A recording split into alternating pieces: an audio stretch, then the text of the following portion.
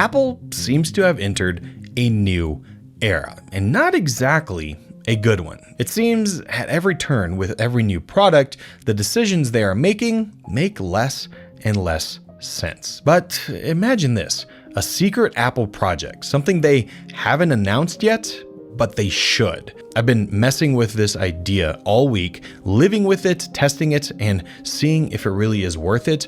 And I think it could change everything.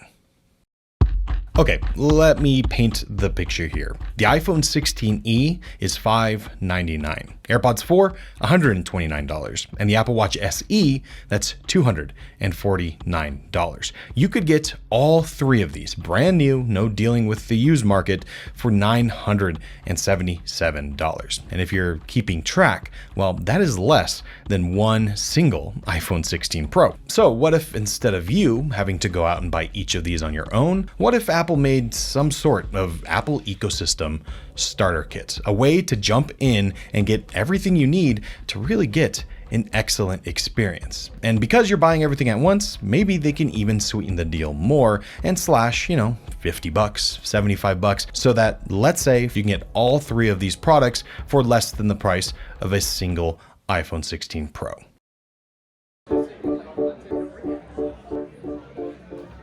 So to see if this is a good idea, I went out and picked up each one of these products and switched to them full time. So I put my iPhone 16 Pro, my Apple Watch Ultra, and my AirPods Pro 2 in a drawer and didn't look back.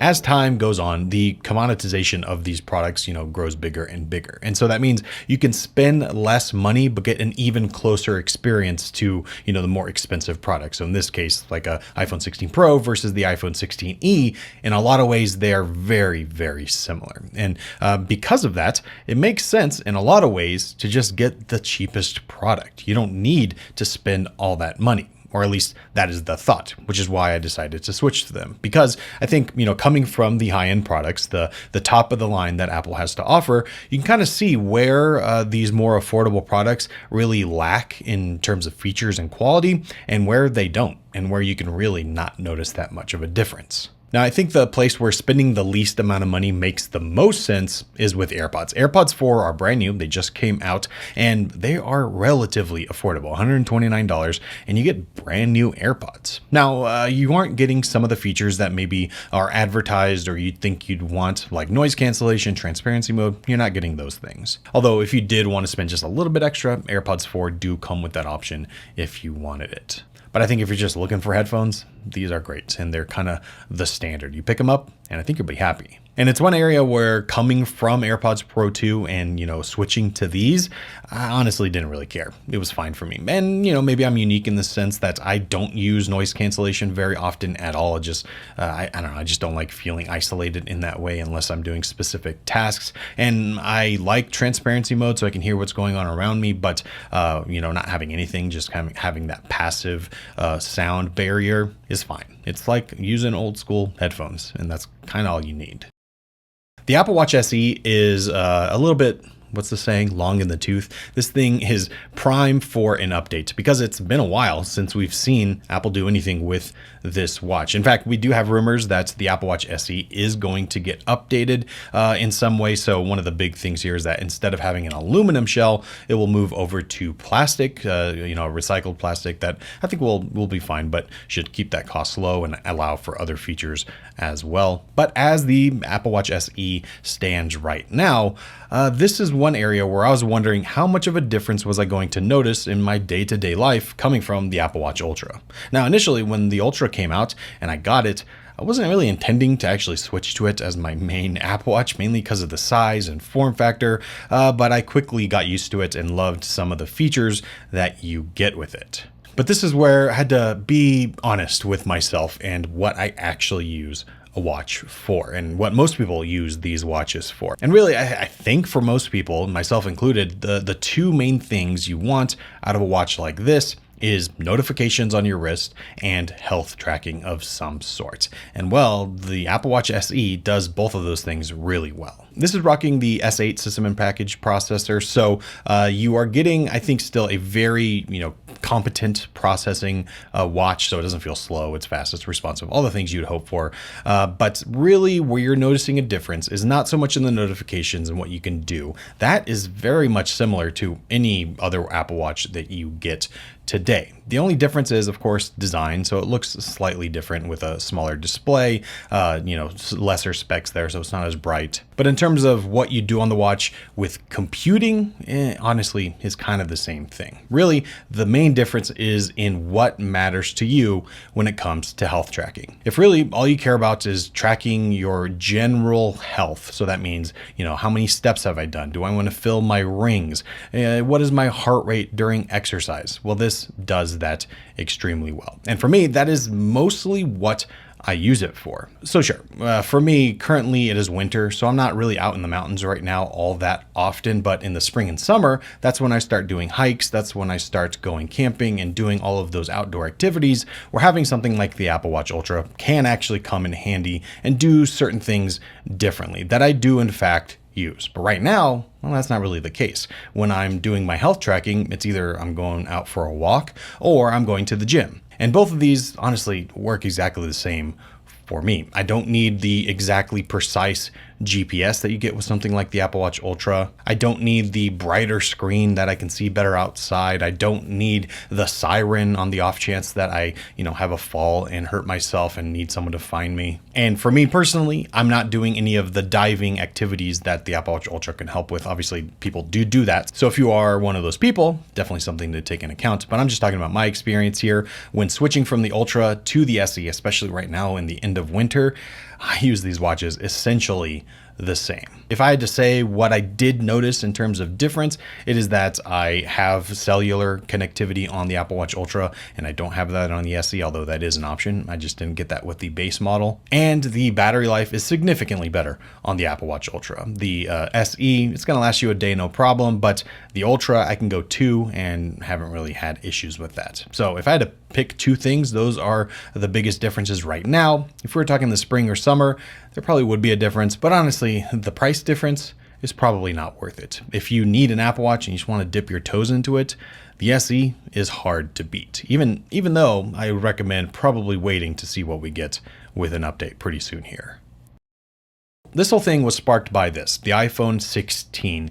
The update to the iPhone SE, the lowest end iPhone that you can get brand new. And there's a lot of debate on whether or not this was the right move for Apple, because there's some things they did here that made sense, other things that felt questionable, mainly the price. $600 for a brand new iPhone, not a horrible deal by any means, but certainly more expensive than the SE that came before it. But after using this phone for over a week, I kind of like it in a lot of different ways, although there are some pretty big downsides, especially for me.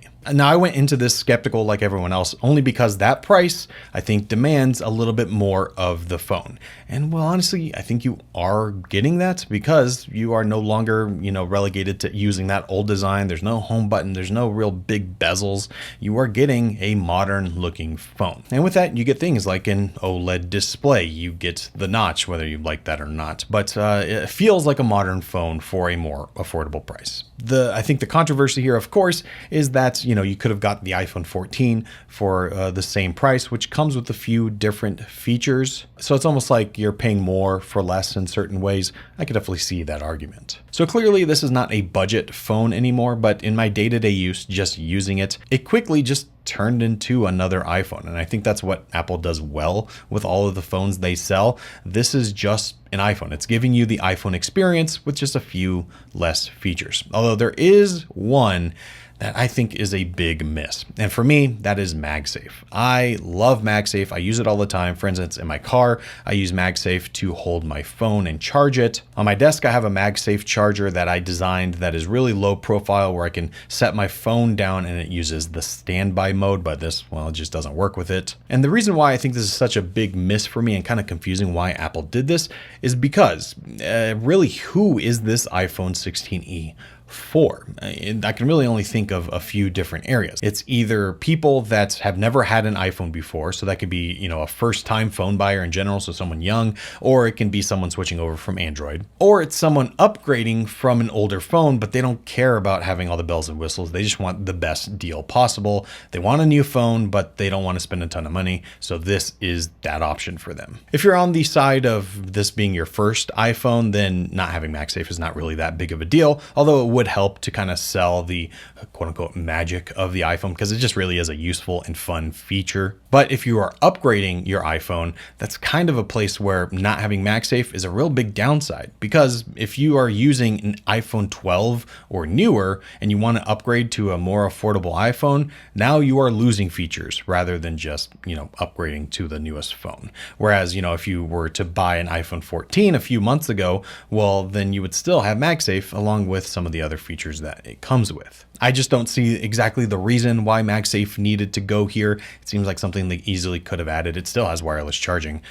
It just feels like a bit of a miss. Is it going to affect sales at all? I don't think so. But just in my use case, that is the one feature I actually missed. But besides that, it does have a lot going for it. You get the action button, and I use this for activating different AI prompts. So I can use Grok, I can use ChatGPT, I can use Gemini, and I just activate that here. But you can set it to be whatever you want. It's a nice feature for sure. The camera on the back, I think, is perfectly fine. It's a 48 megapixel. It's not the same that we get in the higher end phones, but for the most part, it works great. It's going to give you some good results. And for me, 80% of the time when I'm using the camera on my phone, I'm just using it to document what is happening in front of me. It's not a photo that I need to look amazing. It's just something I want to make sure I have saved. So I went out to check out the new Model Ys. I wanted to send a picture to my wife, Alexa, or if I'm at the store and I need to take pictures of whatever it is to send it off to someone, or I just need to remember what it is.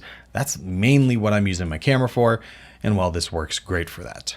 Probably my favorite thing about this phone is battery life, surprisingly. I did not expect that to be the case, but in conjunction with the new C1 chip, so the modem that they have built in here, it seems like it's actually doing its job. I'm getting the best battery life I've gotten on any iPhone that I've ever used, which is kind of crazy. So on my 16 Pro, I can, go all day generally, no problem. But this, I'm getting, 8+ hours of screen on time, and I'm actually using this phone. The only time I really charge it is if I get into the car. Other than that, it is off from, 8:30 up until I go to bed. And the battery life has been excellent. And I think that is important for a phone like this, because those buyers that don't care about features, what they do care about is making sure the battery lasts a long time, and then I can do the basic functions. And well, that's exactly what the iPhone 16e does. And I think even though this is not necessarily considered a budget phone anymore, for an entry-level iPhone, the 16e does hit all the marks. And I think it makes a lot of sense. And that's also why I think Apple should take this opportunity to offer some sort of bundle option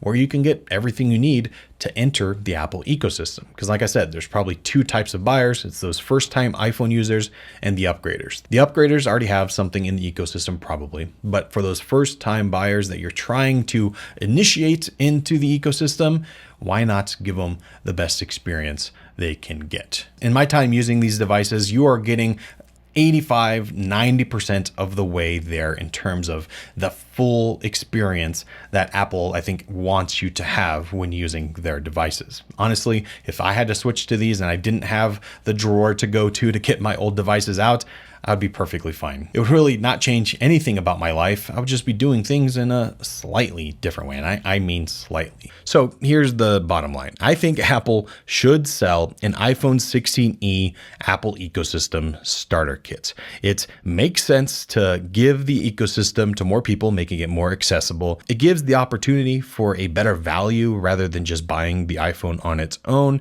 And it could completely change how people buy into Apple's ecosystem. Now, will Apple do it? Probably not, but I think they should, especially right now when everything still feels a bit stagnant. It's time for them to take some of these chances.